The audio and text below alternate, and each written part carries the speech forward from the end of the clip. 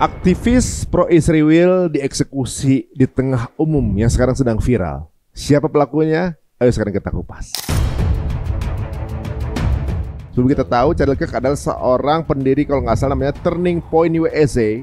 Dia menyebut dirinya staunch ally dari Presiden Donald Trump dan keberpihakannya sama Israel ini total gitu, dan menganggap bahwa genocide itu biasa aja gitu. Sebenarnya kalau kita lihat dari peristiwa ini, itu peristiwa penembakannya ini dieksekusi oleh orang yang memang sangat terlatih, bukan orang sembarangan. Benar itu. Karena itu dilakukan penembakan itu dalam jarak 130 meter. Setelah peristiwa pembunuhan itu banyak sekali tokoh-tokoh Israel, tokoh-tokoh Zionis yang mengirimkan pesan duka cita, dan kenapa bisa langsung mereka ketika mengucapkan duka cita itu menyalahkan apa Islam teroris gitu kan. Langsung kenapa diarahnya ke situ gitu. Itu punya pengaruh nggak untuk Islamofobia?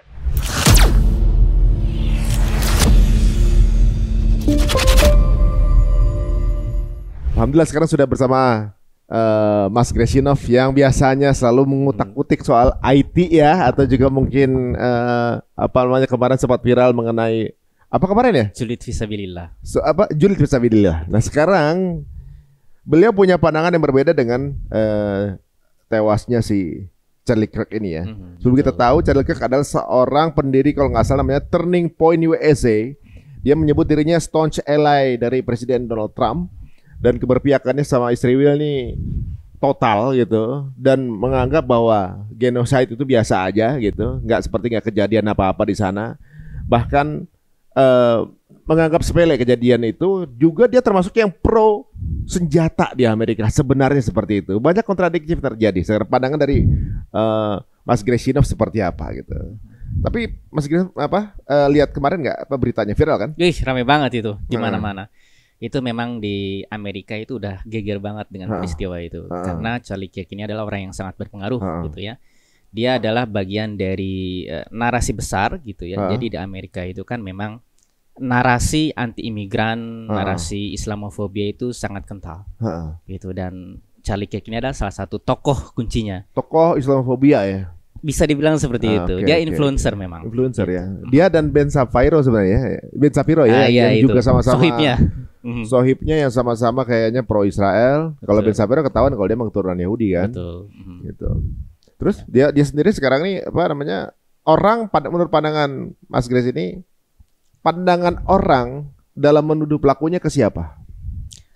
Sebenarnya saat ini belum bisa ditentukan ya siapa pelakunya. Cuman ketika kita lihat dari narasi yang muncul di media sosial, sebenarnya orang-orang itu terpecah gitu. Ada yang menganggap ini adalah bagian dari konspirasi gitu. Ini adalah rencana dari Amerika untuk menyerang Islam gitu. Kemudian ini juga bagian dari bagaimana Zionis itu merencanakan pembunuhan ini gitu kan. Jadi sangat liar sekali ya isu yang berkembang di lapangan. Bahkan ada juga langsung nuduh pasti gerakan Islam nih yang melakukan ini. Iya begitu, gitu kan? menuduh gerakan Islam juga gitu. Dan sebenarnya ini sangat menarik gitu kalau kita kulik gitu, dan ada banyak sekali plot twist sebenarnya kalau kita bisa. Jangan-jangan bisa jadi film suatu ya. Tapi kita disclaimer dulu bahwa tindakan mengambil nyawa orang lain tentunya tidak kita dukung. Betul. Ya. Dengan apa namanya ketentuan apapun itu dilarang, dan kita juga nggak sependapat. Apapun misalnya banyak yang nggak sependapat dengan Charlie Kirk ini, mengeksekusi atau membunuhnya bukan sesuatu yang kita apa namanya kita pro ya maksudnya. Betul, dengan cara seperti itu. Betul. Tapi kita juga tidak pro dengan pendapat mereka mengenai kematian orang-orang di Gaza adalah hal yang sepele. Betul. Gitu kan.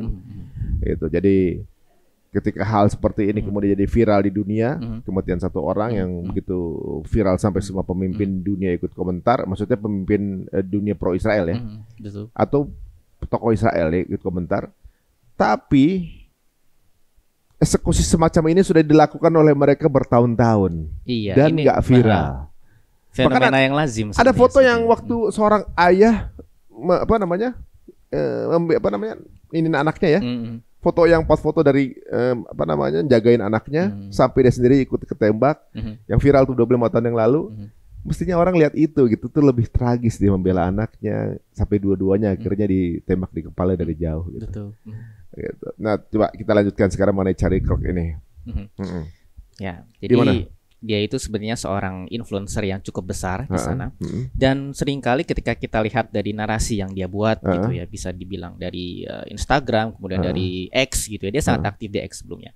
Dan dia membuat konten-konten yang istilahnya itu menghina Islam gitu ya. Dalam artian kita ini nggak membutuhkan Islam di Amerika. Kita nggak mau dengar ada azan 5 kali sehari di sini gitu. Lama kelamaan jika Islam terus menerus ada di Amerika Serikat, terus semakin banyak orang Islam yang masuk ke Amerika, nanti kita akan kehilangan budaya kita akan kehilangan yang bernilai barat ini akan menjadi hilang jika Islam masuk. Itu narasi yang dia mainkan gitu. Dan di saat yang sama dia juga menarasikan bahwasanya Israel adalah sekutu kita. Nah, bahwasanya Israel ini adalah benar-benar yang menjadi teman Amerika gitu. Kita harus terus membela Israel. Narasinya seperti itu. Jadi dia itu adalah kelindan antara Islamofobia dengan Zionisme yang sebagaimana kita lihat bahwasanya Israel pun juga memainkan isu seperti ini. Jadi gitu ya. Bagaimana peningkatan jumlah orang Islam di dunia barat itu saat ini kan memang sangat signifikan 20 tahun belakangan ini. Dan ini akhirnya membuat masyarakat di Eropa pun terpecah pandangannya mengenai bagaimana hubungan antara Israel dan Palestina gitu. Dan apalagi ketika kita lihat bagaimana kondisi sekarang, bahwasanya makin banyak lagi, bahkan mayoritas kita lihat sekarang bahwa masyarakat di Eropa, di dunia barat itu semakin banyak yang mendukung Palestina. Dan ini adalah suatu situasi yang tidak aman bagi Israel. Dan bagaimana caranya agar situasi ini tidak berlangsung adalah dengan mengkambing hitamkan Islam. Seperti itu. Caranya dengan narasi itu ya. Dengan begitu. Karena jika dengan mengkambing hitamkan Islam itu, maka dengan cara itu mereka bisa membuat orang takut dengan terorisme, takut dengan hal-hal yang berhubungan dengan seperti itu gitu kan. Dan akhirnya apa? Nanti ada hubungannya dengan gerakan hak itu. Ya. Seperti itu. Beberapa hal tentunya juga banyak yang melihat sepertinya dia seperti corongnya Donald Trump. Iya betul. Dia selama kampanye memang aktif gitu untuk mengadvokasi isu dari Trump gitu ya, isu mengenai imigran, isu proteksionisme gitu. Dia benar-benar sangat mengusung itu, membantu Trump untuk kampanye. Dan dia keliling itu kan ke seluruh Amerika untuk kampanye juga gitu kan. Kampus di kan para mahasiswa itu juga didorong sama dia untuk ikut bersuara, ikut ada di pihak mereka gitu kan. Jadi gitu mainnya. Termasuk kemarin tuh lagi acara itu. Iya gitu, itu kan lagi di kampus acaranya. Dia lagi campaign mengenai keberpihakan kepada Israel itu. Bukan sih, di saat itu memang lagi mengenai isu yang domestik. Domestik itu ya. Dia. Itu ada soal LGBT, ada soal ya macam-macam yang berhubungan dengan domestik Amerika saat itu. Dan kemudian saat dia lagi ngobrol itu kena tembak. Itu kalau nggak salah ngomongin senjata ya itu. Kurang lebih iya kayaknya. Makanya legalitas memakai senjata gitu kan, yang dia pro kan gitu. Betul. Malah dia kena tembak. Betul. Ini ironis banget ya. Nah kalau Mas Kris sendiri, pandangan Mas Kris yang mana yang agak berapa kejanggalan di sini? Kejanggalannya sebenarnya kalau kita lihat dari peristiwa ini, itu peristiwa penembakannya ini dieksekusi oleh orang yang memang sangat terlatih, bukan orang sembarangan. Benar itu. Karena itu dilakukan penembakan itu dalam jarak 130 meter. 130 meter. Itu kan cukup jauh ya jaraknya. Kenanya tepat di jugular feminin. Betul. Di apa namanya? Nadi tenggorokan. Dengan sepresisi itu apa sangat mungkin kan ini adalah agen rahasia, ini permainan dari Mossad gitu ya. Dan juga yang si pelaku penembakannya ini dia di atas genteng itu, di atas atap kampus gitu dari gedung yang lain dan tepat mengenai leher. Itu kan luar biasa sekali. Pelakunya pasti orang terlatih. Itu pasti. Jadi sniper gitu ya, udah ngincer gitu ya. Dan untuk acara open air kayak gitu nggak ada pengamanan gitu ibaratnya. Biasanya kan kalau kayak gitu selalu dilihat tuh atap ada apa segala macam kan. Dan itu dari jarak jauh ya. Betul. Oke.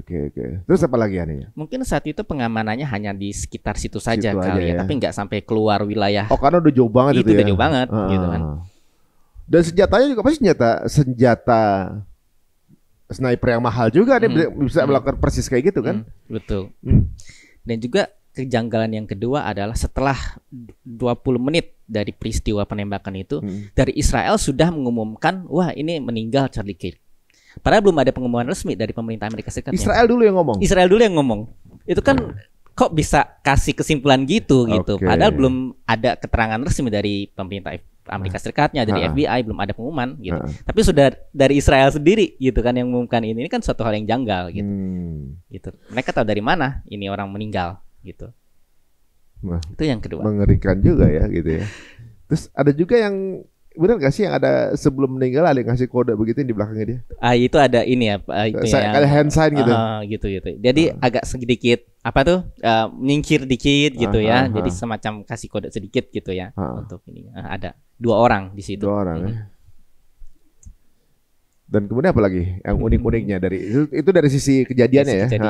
Terus juga kita ketahui bahwasanya gelombang Islamofobia itu kan meningkat saat peristiwa kejadian tragedi 11 September. Ya. Yang saat itu gedung WTC di New York itu kan hancur gitu itu ya. Itu campaign terbesar itu. Itu sangat besar sekali dan dari situ kan gelombang Islamofobia semakin naik, bahwasanya Islam semakin dikaitkan dengan teror adalah kan karena kejadian itu.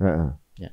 Jadi dari situ dan selalu setiap mau tanggal 11 September itu selalu ada peringatan gitu ya, terus bahwasanya ini adalah kejadian semua dan kemudian akhirnya apa Islam lagi yang kami hitamkan setiap tanggal ini. Dan kejadian penembakan kemarin itu ya H-1 gitu sebelum peristiwa 11 September ini. Jadi semakin meningkatkan narasi Islamofobianya begitu. Jadi kelakuan dari bangsa ini ya, bangsa si Israel ini ya Wahyudi ini dalam rangka mengorbankan pihaknya untuk kemudian kampanye pencitraan sudah menjadi sejarah. Betul. Waktu itu pernah kejadian waktu Holocaust dulu.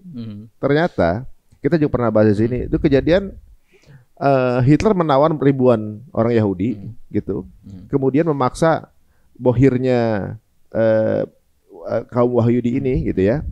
Yang dulu terkenal banget gitu kan, Bapak R gitu inisialnya. Untuk menebus yang ditawan oleh bangsa Yahudi ini di Jerman. Nah, ditebus dia, uang yang dipakai untuk biaya perang waktu itu. Tapi kemudian ada utusan yang melihat kondisi tawanan bangsa Yahudi ini. Pas dilihat lebih banyak wanita dan anak-anak. Bagi mereka kurang bermanfaat untuk peperangan gitu kan. Akhirnya si Bohir ini bilang, kalau kamu mau eksekusi aja gitu. Kami nggak butuh mereka, dia bilang gitu kan. Karena ditantang Hitler gemes. Oke, kalau gitu saya eksekusi. Tapi sebelum dieksekusi sudah disiapkan dokumentasi untuk kejadian ini. Jadi ibaratnya itu dibantai, membuat bangsa Wahyudi ini kemudian memiliki pencitraan diterima di semua negara. Ada berani melakukan hal seperti itu. Kedua, di World Trade Center juga ngelakuin hal yang sama. Bukti bahwa kejadian ini sutradaranya mereka sangat jelas. Dan gedung itu bukan hancur roboh karena ditabrak. Ini harus didemolish. Dari penelitian sains, kalau ditabrak pasti jatuhnya begini. Ini jatuhnya turun ke bawah. Betul, iya. Di saat itu ada ribuan orang keturunan Wahyudi yang kerja di situ pada libur semua. Di saat itu kan kamera HP belum ada kalau nggak salah, kalau nggak belum banyak kalau misalnya. Tapi semua orang kameranya udah siap. Pesawatnya nggak ada labelnya. Itu banyak keanehan-keanehan yang menunjukkan semua settingnya itu mereka berani mengorbankan pihak mereka sendiri untuk mendapatkan pencitraan. Apakah mungkin hal itu kejadian juga di Charlie Kirk ini? Sangat mungkin, sangat besar sekali itu dia.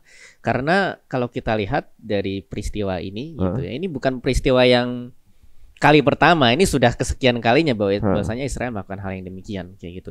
Dan kita justru kalau kita lihat dari polanya gitu, justru ini menunjukkan bahwa sebenarnya sangat besar sekali kemungkinannya Israel ini adalah pelakunya. Karena begini, kalau kita lihat dari peristiwa yang sudah kita jalani gitu ya, dari peristiwa 7 Oktober sampai sekarang, ini narasi Israel ini sudah sangat hancur gitu. Sudah kropos dia, tinggal tunggu hancurnya aja gitu. Dan dari kehancuran Israel ini kita bisa lihat dari narasi bahkan di Amerika Serikat sendiri, kaum yang konservatif itu sudah mulai banyak yang anti Israel gitu. Jadi mereka tidak ingin agar Israel ikut campur lagi dengan urusan domestik Amerika. Mereka tidak ingin lagi ngelihat Israel mengambil uang mereka, uang pajak mereka untuk diserahkan untuk perang. Bahkan dari kaum konservatif pun sudah seperti itu di Amerika. Dan Charlie Kirk dia melihat ini kayak gitu, bahwasanya banyak sekali audiens dia ini yang kok makin banyak nih yang anti Israel.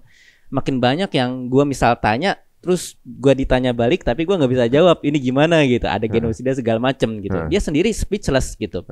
Dan akhirnya speechless dia ini, bagaimana dia nggak tahu lagi harus membela Israel dengan cara apa. Terus dia tanya balik ke pihak Israelnya, katanya tokoh-tokoh kunci Israelnya, para orang-orang Asbara seperti Ben Shapiro seperti itu.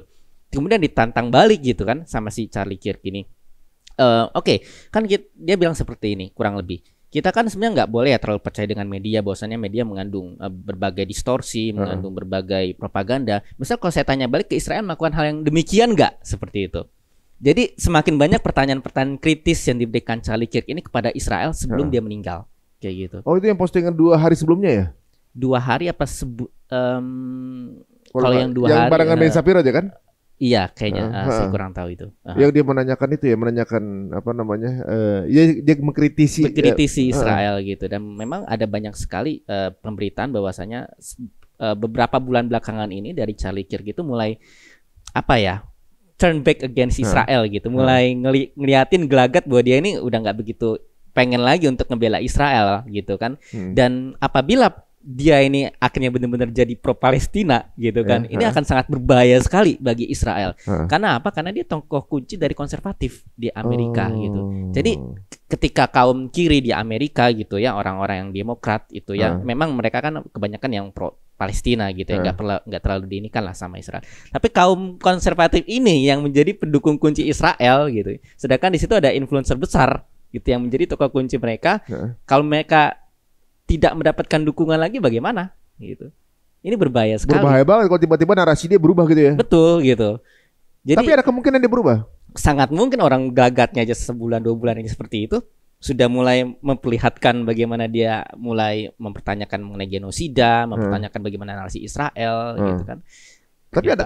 ada ancaman nggak buat dia? Ada itu. Jadi sebulan sebelum dia meninggal gitu, ada ini saya lihat dari tweet ya di X gitu, bahwasanya teman dari si Charlie Kirk ini dia cerita bahwasanya Charlie Kirk ini dia merasa takut gitu bahwasanya Israel akan membunuh dia gitu ya, jika pada akhirnya dia malah turn back against Israel gitu, melawan Israel pada akhirnya gitu. Dan ternyata terbukti gitu. Bahkan waktu itu ada tweet juga yang sebenarnya ini luar biasa banget. Ya mungkin sekali dia seperti itu, dan sangat mungkin Israel membunuhnya saat lagi dia talk show di open air, di event yang terbuka seperti itu.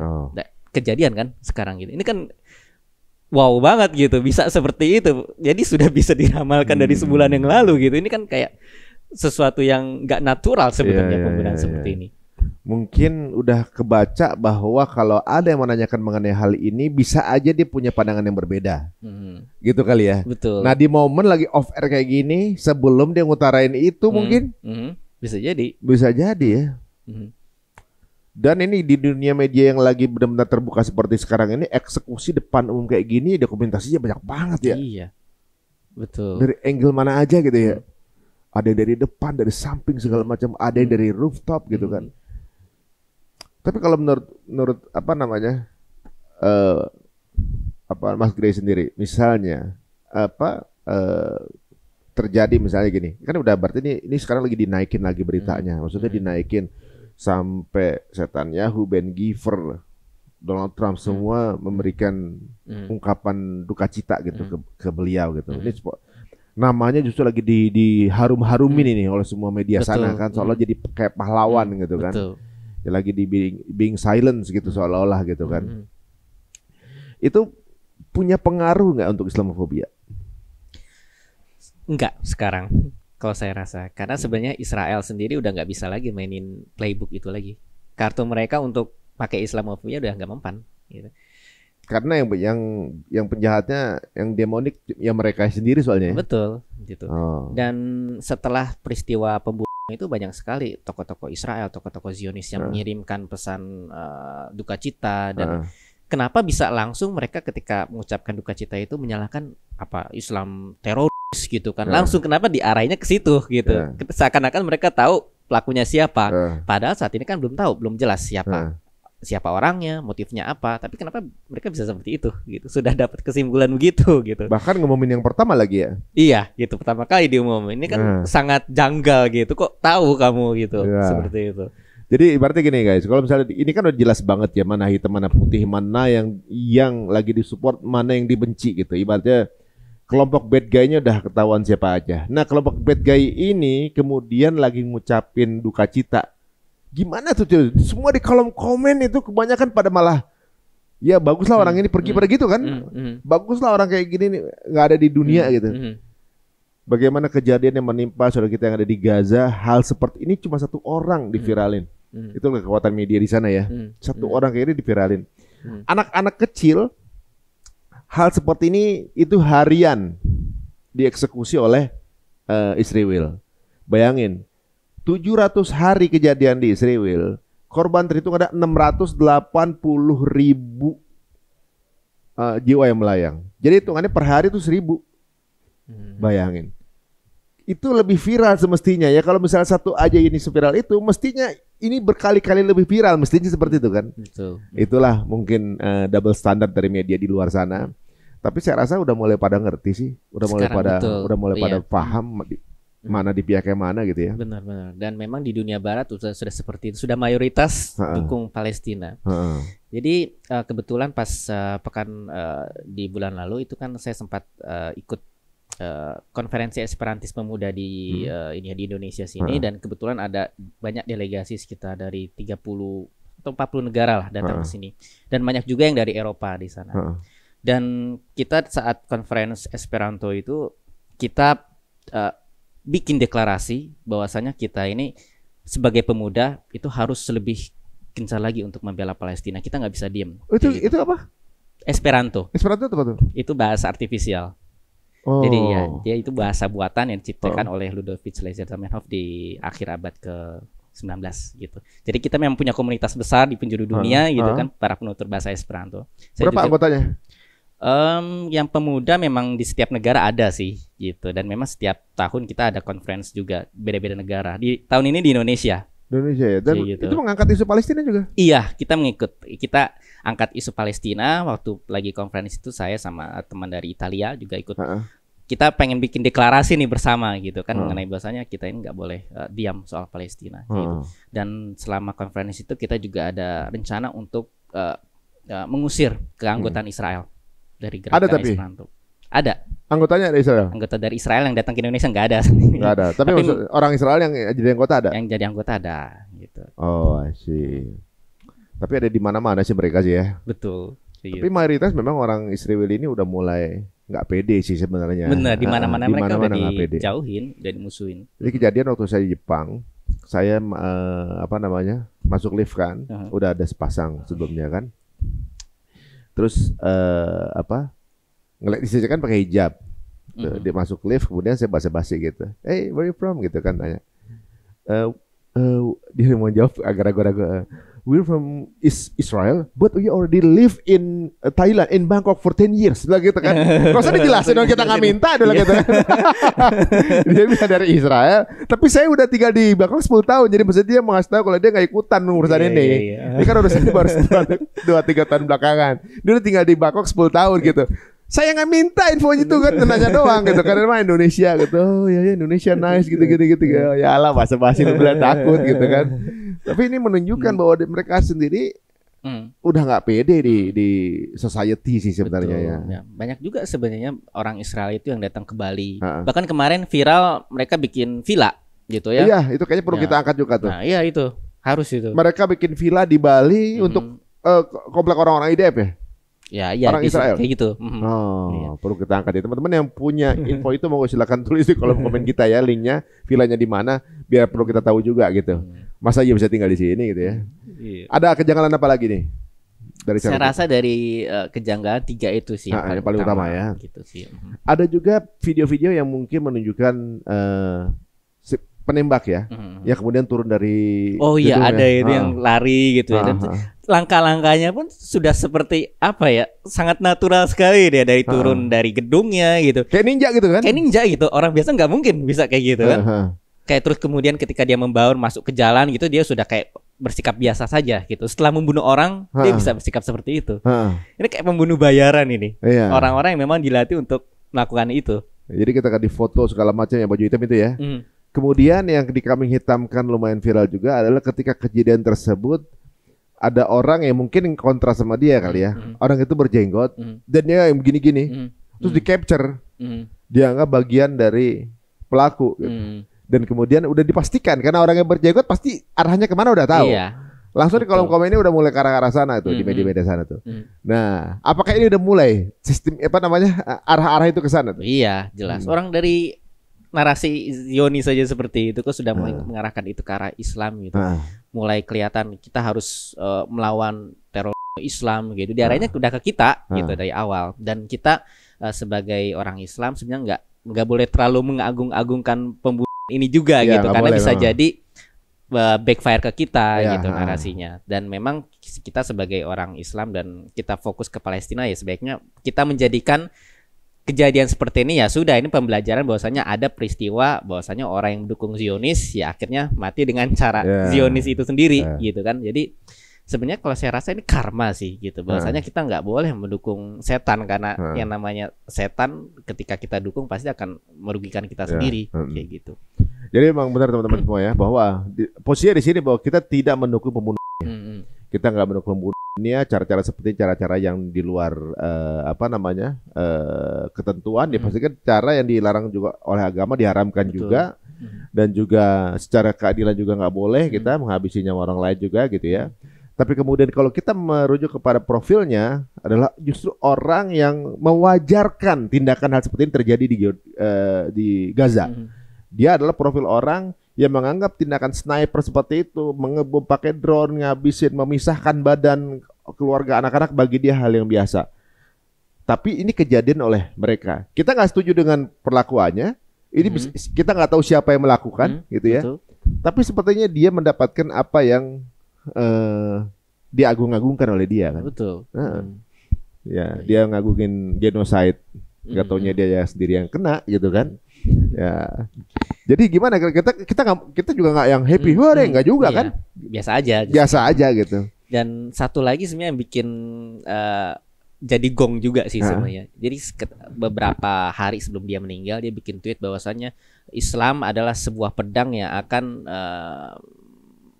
memotong tenggorokan peradaban Barat gitu. Dan ini kan ketika beberapa hari kemudian dia meninggal dengan cara seperti itu. Itu kan ya.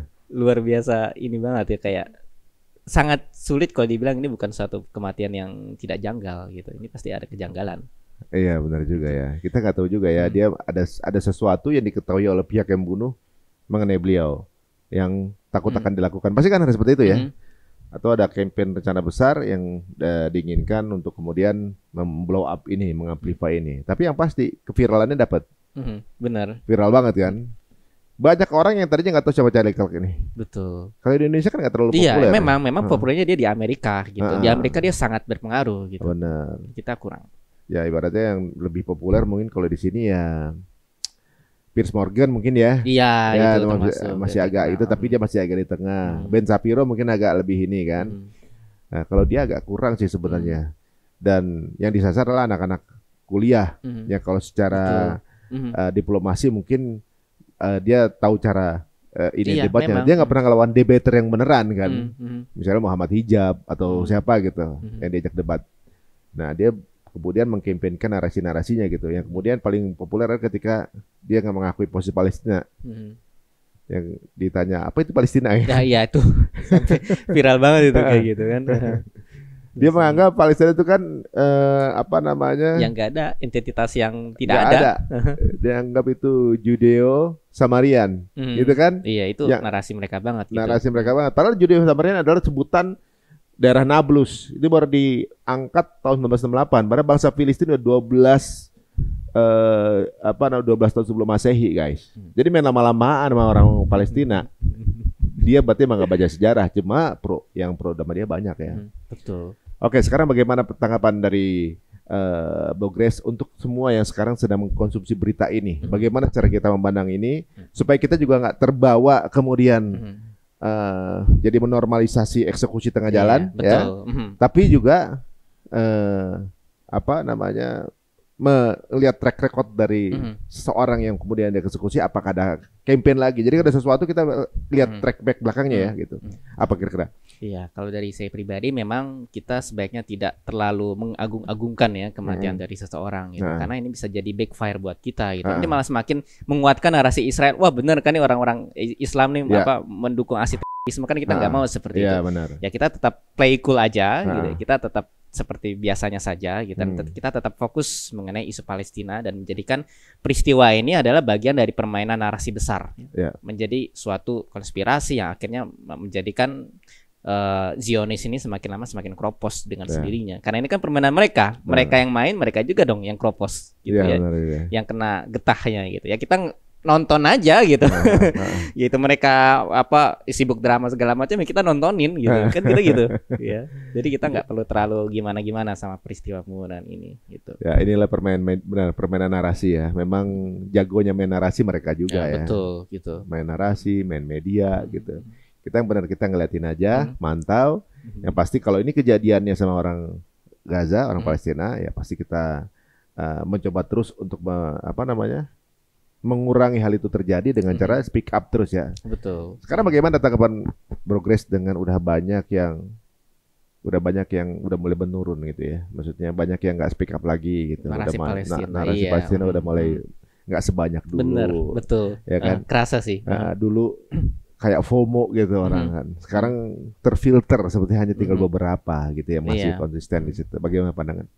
Ya memang kalau dari masyarakat kita sendiri membela Palestina itu pasti dalam hati setiap manusia ya di Indonesia gitu ya, terutama orang Islam pasti ada. Cuman yang namanya frekuensi itu kan pasti berbeda-beda. Kita hidup di masa di mana kita nih mengkonsumsi banyak sekali berita sana sini, kemudian ada berbagai permasalahan hidup, permasalahan negara gitu. Kemarin kita habis ada ini ya demo segala macam gitu kan, gejolak di domestik kita aja cukup berat gitu ya buat kita.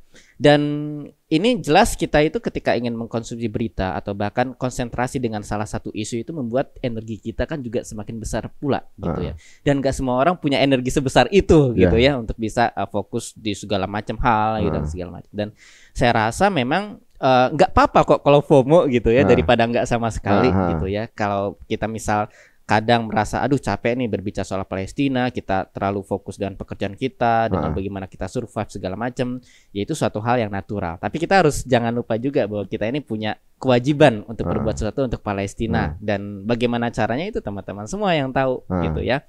Saya dengan cara saya sendiri, teman-teman dengan cara teman-teman sendiri gitu. Ya, jangan berhenti, lakukan dengan caranya dan bidang masing-masing. Ada yang jago ngedit video, edit mengenai itu misalnya. Tapi ya jangan lupa ya, misalnya banyak kegiatan lain adalah 1-2 kontennya mengingatkan mengenai Palestina. Betul. Itu kan nanti dihitung teman-teman semuanya.